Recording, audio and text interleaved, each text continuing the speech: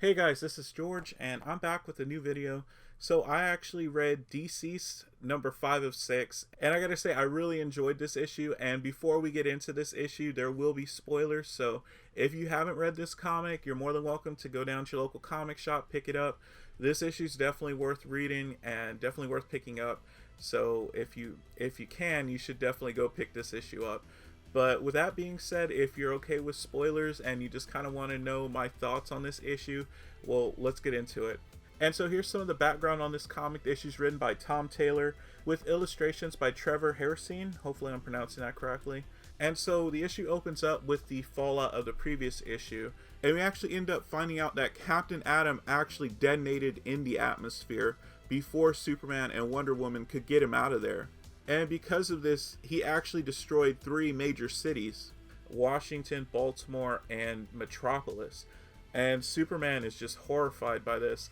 And so he rushes back to Metropolis, but we actually find out that thanks to Black Canary, who's now a Green Lantern, there were survivors from the city, and thankfully Lois is among them, and John, and Damian, and those who were holed up with Lois and the others. And we actually find another survivor, and unsurprisingly it's Lex Luthor. But what's actually surprising about this is that Luthor actually seems to have a change of heart, and he doesn't want to fight with Superman. He kind of is just, Luthor's as heartbroken as he can be because, well, basically everything's gone to hell around him in a handbasket. And so he's actually willing to work with Superman. And so in the next part of the issue, things actually seem to be looking up. I mean, Superman and Wonder Woman, they're working together to build these sanctuaries, and they have these goals in mind. They also want to build these arcs to try and protect people. They're making their best effort to try and save and preserve what's left of the human race. But in this instant, we actually see that Superman and Lex Luthor aren't seeing eye to eye on this, and Lex Luthor is making his opinion known that he really thinks that the Earth should be evacuated, that there really is no hope here. And Superman, he doesn't want to do that. He feels that there's hope. He feels that they're on the right path to rebuilding what was lost. We cut to another scene, and it's Damian, who's now the new Batman, and he's with Green Arrow and Black Canary, who's now a Green Lantern, and they're actually in Gotham, which has been overtaken by the Green, and that's controlled by Poison Ivy. And essentially what they're doing is, they, like Superman, they're trying to establish these sanctuaries where they can bring survivors. Harley Quinn and Poison Ivy are there. That's one more brick that's being laid to build a foundation for establishing and hopefully nurturing humanity back to what it was. There's actually a really funny part here where Harley Quinn cracks an old man joke and she jokes about how they should seriously stay off the grass, but then she adds in, no, for real, stay off the grass or Poison Ivy is going to kill you. And I thought that was a really good moment of levity because things are about to get very dark in this issue. So at this point in the comic, we actually cut back to Superman's sanctuary at the Fortress of Solitude, and we see Lex Luthor working with Cyborg, and he actually gives Cyborg a compliment, which is pretty funny. And so, you know how I mentioned it's about to get dark? Well, there's a few more extra moments of levity before we get that, because it's kind of a morbid joke, but it's still kind of funny because Lex is like, oh, Batman's dead, right? Because Lex talks about being the smartest man in the world, and then he remembers Batman being the first smartest man, and he asks Cyborg, and Cyborg confirms, yes, Batman's dead. And so Lex is like, yeah, I am the smartest man in the world. And it's a really funny moment before things really take a turn for the worst. And so Lex, being Lex Luthor, he continues running his mouth off, and he's about to piss somebody off. And the person that Lex pisses off is none other than Lois. And she actually runs up on him and she puts some hands on Lex and she puts him in his place. And it's a really standout moment for Lois. And unfortunately, this is the last scene we get before all hell breaks loose. Because unbeknownst to the heroes, the Fortress of Solitude has been infiltrated. And it's been infiltrated by an infected. And that infected is the Martian Manhunter. And if you're not familiar with the Martian Manhunter, he is an extremely powerful hero. He is on Superman's level with his strength and various abilities, because he has a lot of abilities. So if you can imagine somebody at that level of power who's been turned and infected, well, things are about to go very bad for the heroes. In fact, not only does the Martian Manhunter kill Lex Luthor, but he also manages to infect the Flash. And so Firestorm actually is the one who ends up putting down Martian Manhunter, who basically goes on a killing spree. So the Flash being infected is actually a worst case scenario here for the heroes.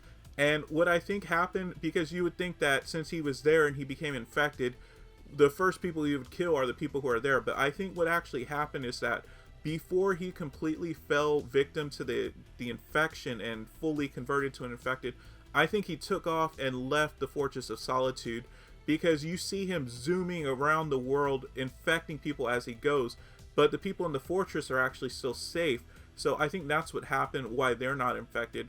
And thankfully Superman was not infected. Superman actually jumps into action right away. He knows exactly what he has to do, and it's terrible because he knows that he is not as fast as the Flash and he cannot catch up to him, but he actually has this plan, which is really interesting, because it's like, it makes you think if this is something that Superman's possibly considered before, or if he's just a really quick thinker, because I don't think that Superman is like Batman in that he has these contingency plans, or maybe he became more like Batman once Batman died, but he actually knows what he has to do. So he flies up into space and he can actually see the Flash running across the world infecting people. And so what Superman decides to do to stop the Flash is he decides to cut him off, and where the Flash is running, Superman's going to collide with the Flash. And we actually see that in all of its gory detail. And the Superman collides and basically disintegrates the Flash. That collision is that powerful that the Flash just explodes everywhere. But Superman does not get away from this unscathed, and we actually see right away that the Flash infected Superman. You see these fingers sticking out of Superman's abdomen, and Superman is kind of panicked. Superman knows that he doesn't have much time, and I guess maybe because of his Kryptonian DNA, they mentioned that in the comic that it kind of takes a little bit longer for him to transform into an infected and to succumb to it. And he actually uses that time to say goodbye to his loved ones. And so at this point, Superman is saying goodbye to his family.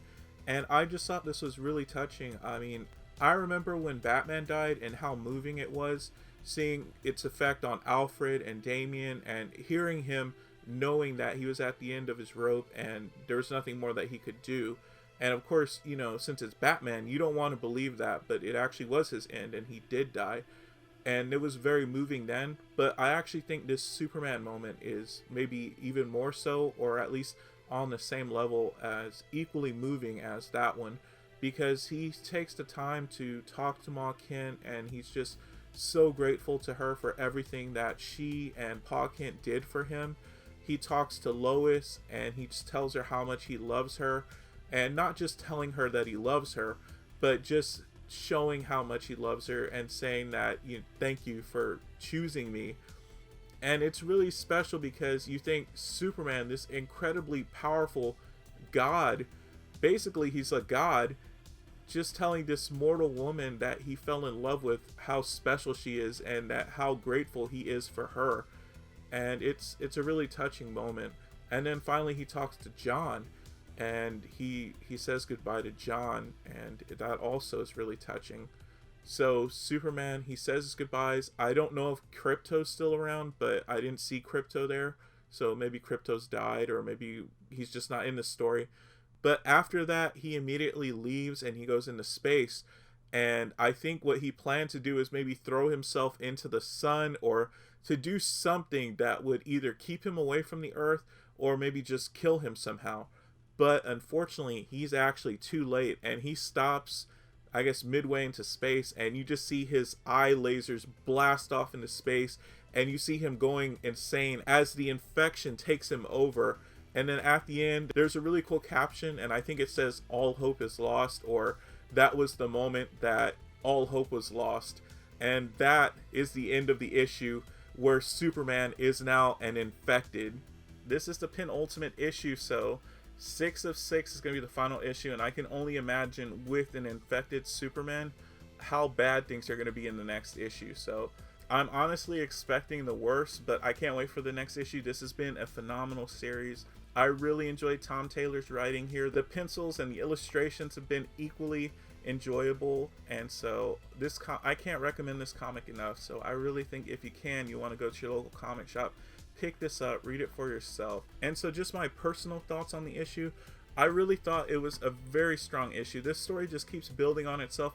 Yes, it's something that we've come to expect, especially if you read these kind of comics a lot, like post-apocalyptic, what-if stories where things go wrong. And yes, it does follow that formula, but at the same time, it is a very enjoyable read, and you get to see these characters react in ways that you might not have seen them before, because normally DC kind of shies away from these stories. I mean, yes, this is an Elseworlds. Yes, this fits into the Elseworlds kind of title, and I say that with quotations because I haven't really seen the Elseworlds moniker on anything in a very long time. But for those who aren't sure, in the 90s, Elseworlds is the equivalent of Marvel's What If. So it's basically alternate timelines, alternate universes. So I believe this would be considered an Elseworlds story for a DC story. It's a really great story. If you can deal with seeing your favorite heroes die, then you should read this one. It's a really good story. There's a lot of very touching moments, like I mentioned. Superman's interactions with Ma Kent, Lois Lane, his son John, and even in the previous issues, I would say there's some really touching moments, especially Batman's final moments. This series as a whole has been fantastic. My eyes were glued to every panel every time I turned the page. I hope you enjoyed this review, and I'd love to know what your thoughts are on DCeased. I've really enjoyed it, like I mentioned, and I just can't wait to see what happens next. I mean, honestly, this was a worst case scenario that they thought of. There were two worst case scenarios, and that would be if Superman or the Flash returned. So the Flash actually turned, but Superman stopped him before he could destroy everything. But now that Superman has turned, there are very few people who can actually go toe-to-toe with Superman. The Flash is thought to be one of them, but now that he's gone, well, there's very few people left. And I'd love to know what you think. If Superman is actually brought down in the next issue, who do you think it's going to be? And an obvious choice would be Wonder Woman, but if you have any oddball suggestions, somebody that most people wouldn't expect, I'd love to know that too. And if you enjoy these kinds of videos, I love talking about comics, and I hope you enjoy listening to these videos. If you do, subscribe to the channel for more. If you enjoyed the video, leave a like and share it if you loved it. And as always, thank you so much for watching. I'll see you in the next video.